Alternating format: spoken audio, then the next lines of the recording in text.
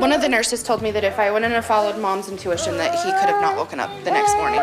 A late start to the peak flu season, catching Utah families off guard. And with 4 confirmed deaths attributed to the flu, doctors are warning to stay vigilant. Yeah, new specialist Lad Egan live in the newsroom now with more details on this year's flu season. Lad, a lot of people have been affected by it. Yes, and the influenza activity continues to increase in Utah. And this flu season isn't fitting the mold, with the illness peaking much later than it has in previous years. The H1N1 now is transmitted between humans. It is the same strain that was in the pandemic of 2009.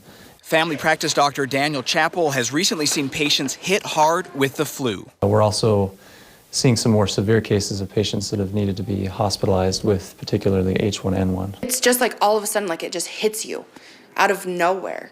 Those patients include the entire family of Jenny Booth. First, it was her 2-year-old, and then things went from bad to worse when she noticed the soft spot on her 6-month-old's head was swelling. I mean, it was just a slight little raise. Rushed to the ER with a high fever and racing heart rate, the baby boy spent the next 4 days in the hospital. One of the nurses told me that if I wouldn't have followed Mom's intuition that he could have not woken up the next morning.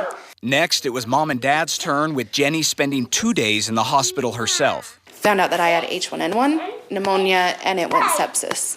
She urges other parents to not delay if they notice severe flu symptoms. Whether if it's the doctor or the ER or Instacare, just don't wait, because you could lose your child. When they just look really sick, they're not doing well, it's not the typical just cold symptoms.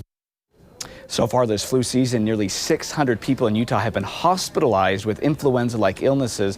The H1N1 component of this year's vaccine has been very effective. So, Deanie, it is not too late to get the vaccine, but it does take a few weeks to gain strong immunity against the virus. Boy, her experience, though, sure catches your attention. Sure does. Thanks Very for scary. the warning. Yeah. All right, Lad. Thank you, Mike.